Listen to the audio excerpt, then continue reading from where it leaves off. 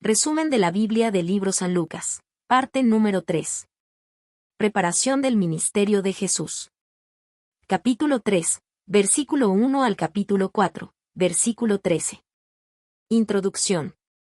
Antes de que Jesús comenzara su ministerio público, el Evangelio de Lucas nos presenta un tiempo de preparación profunda, marcada por tres momentos esenciales: la voz profética de Juan el Bautista, el bautismo del Señor y la prueba en el desierto. Estos acontecimientos no ocurren al azar. Cada uno tiene un propósito divino: el anuncio del mensajero, la confirmación del Padre y la victoria sobre la tentación. Todo se desarrolla bajo la guía del Espíritu Santo, quien prepara el escenario para la manifestación del Hijo de Dios.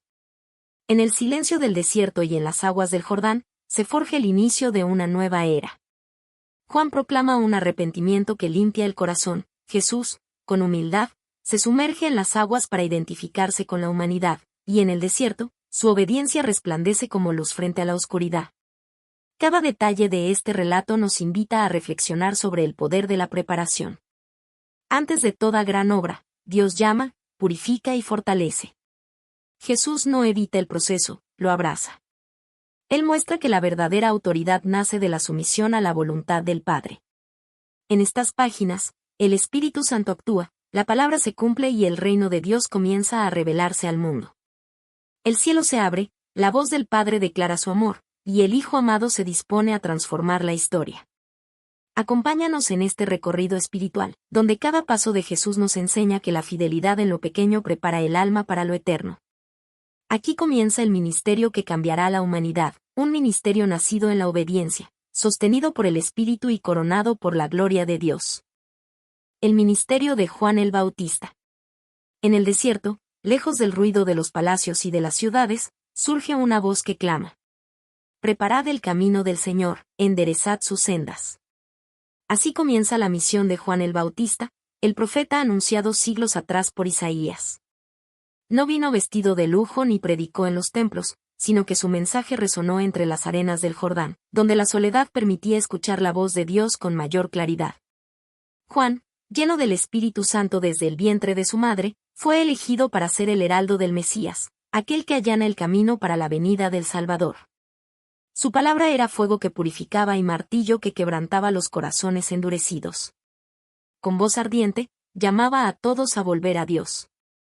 Predicaba un bautismo de arrepentimiento, no como un simple rito, sino como un compromiso real de transformación.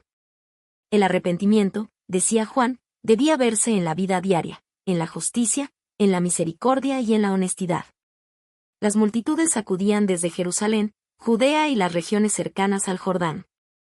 Allí, al borde del río, hombres y mujeres se sumergían en las aguas como símbolo de un nuevo comienzo. Cada inmersión era una confesión de fe y una declaración de esperanza. Dios estaba obrando de nuevo en medio de su pueblo. A los soldados, Juan les decía: «No hagáis extorsión a nadie, ni calumniéis, y contentaos con vuestro salario».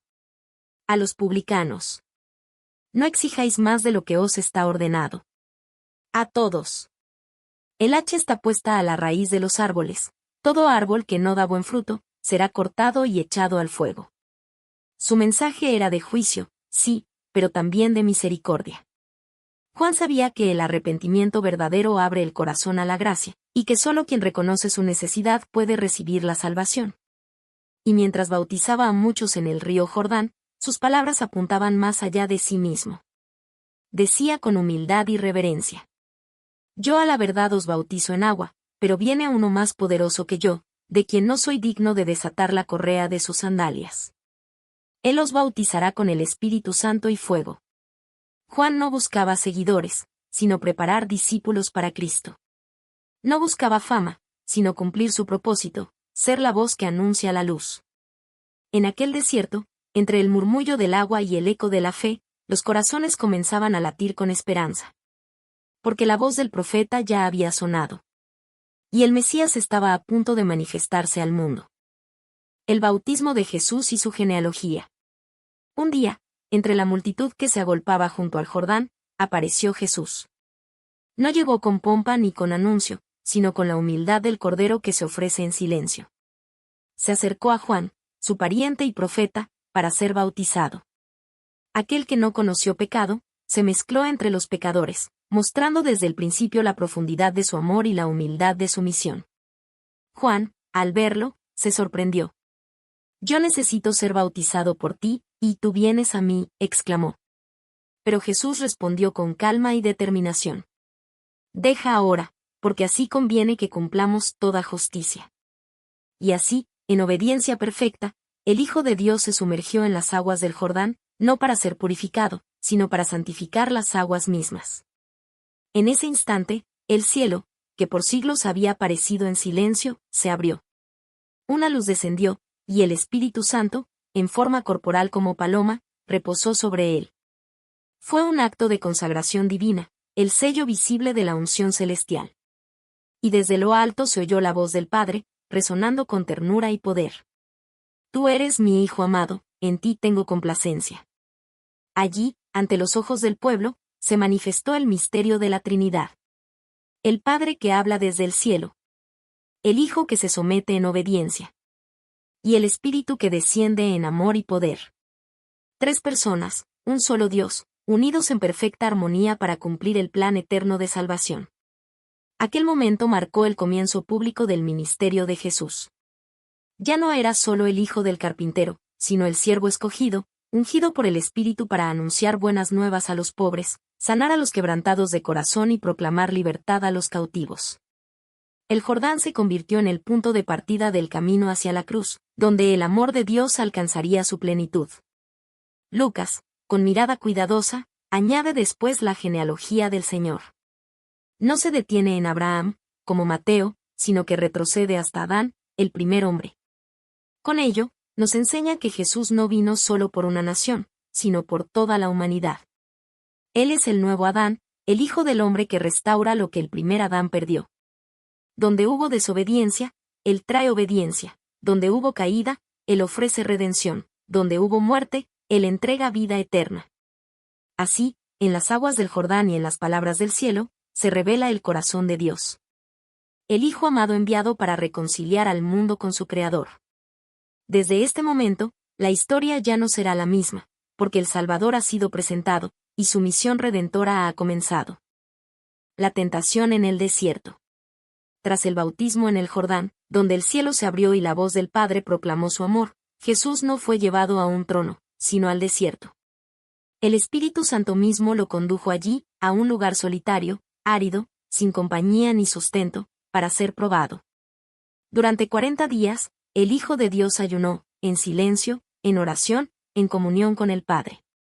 El desierto, símbolo de prueba, purificación y encuentro con Dios, se convirtió en el escenario donde la obediencia del nuevo Adán sería demostrada. En la quietud del hambre y la soledad, apareció el tentador. No con cadenas ni truenos, sino con palabras suaves y veneno disfrazado de razón. Si eres hijo de Dios, di a esta piedra que se convierta en pan. Era una invitación a usar su poder divino para sí mismo, a buscar satisfacción inmediata fuera de la voluntad del Padre. Pero Jesús, con serenidad y firmeza, respondió con la palabra. Escrito está, no solo de pan vivirá el hombre, sino de toda palabra de Dios. El Hijo obediente eligió confiar en el sustento invisible del Padre antes que en el pan visible de la necesidad. Luego, el enemigo lo llevó a un monte muy alto, y en un instante le mostró los reinos y la gloria del mundo. Todo esto te daré, dijo, si postrado me adoras. Era la tentación del poder sin cruz, del reino sin sacrificio, del atajo sin obediencia. Pero Jesús no negocia con las tinieblas. Le responde con autoridad y reverencia. Escrito está, al Señor tu Dios adorarás, y a Él solo servirás. El Hijo no busca dominar el mundo por fuerza, sino redimirlo por amor. Por último, el tentador lo llevó al pináculo del templo, el lugar más alto de Jerusalén. Con astucia, usó las Escrituras mismas para tentar su confianza. Si eres hijo de Dios, lánzate abajo, porque escrito está, a sus ángeles mandará acerca de ti, que te guarden. Pero Jesús no se deja engañar por la manipulación de la verdad. Su respuesta corta toda pretensión. Dicho está, no tentarás al Señor tu Dios. La fe verdadera no exige pruebas, confía en el tiempo y en la voluntad del Padre. Vencido en sus intentos, el enemigo se alejó por un tiempo. El desierto quedó en silencio otra vez. Pero ahora ese silencio estaba lleno de victoria, de fidelidad, de gloria invisible. Jesús salió del desierto no derrotado, sino fortalecido, lleno del poder del Espíritu Santo, listo para anunciar el reino de Dios. En este encuentro, Lucas nos muestra al verdadero Hijo de Dios. Obediente donde Adán falló, firme donde Israel dudó, y fiel donde todos hemos caído. Él venció no con fuerza humana, sino con la palabra viva de Dios. Y en su victoria, encontramos la nuestra. Porque cada creyente que atraviesa su propio desierto puede mirar a Jesús y recordar. No estás solo en la prueba, el mismo Espíritu que acompañó al Hijo te sostiene también a ti. El desierto no es el final, es el umbral de una nueva misión. Conclusión. En la preparación del ministerio de Jesús, contemplamos el misterio glorioso de la Trinidad en acción, el Padre que habla desde el cielo, el Hijo que obedece en amor, y el Espíritu Santo que unge con poder. Cada momento, la voz de Juan clamando en el desierto, las aguas del Jordán que testifican del Hijo amado, y el silencio del desierto donde el enemigo es vencido. Nos revela el carácter divino del Salvador y la profundidad del plan redentor de Dios. Jesús no comenzó su ministerio con fama ni reconocimiento, sino con obediencia y entrega. En él aprendemos que la verdadera fuerza no se demuestra con poder humano, sino con dependencia total del Espíritu. Su victoria sobre la tentación no solo fue personal, sino representativa. En Cristo, toda la humanidad encuentra esperanza frente al pecado y la debilidad.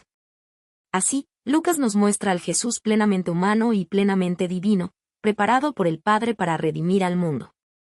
A través de su ejemplo, entendemos que cada etapa de espera, cada prueba y cada momento de preparación tiene un propósito en el plan de Dios. Que este relato inspire nuestros corazones a buscar esa misma comunión con el Espíritu Santo, a escuchar la voz del Padre y a seguir los pasos del Hijo con fidelidad y confianza. Porque quien permite que Dios lo prepare, está listo para transformar el mundo con su amor. El ministerio de Jesús comienza, y con él, una nueva era de esperanza para toda la humanidad.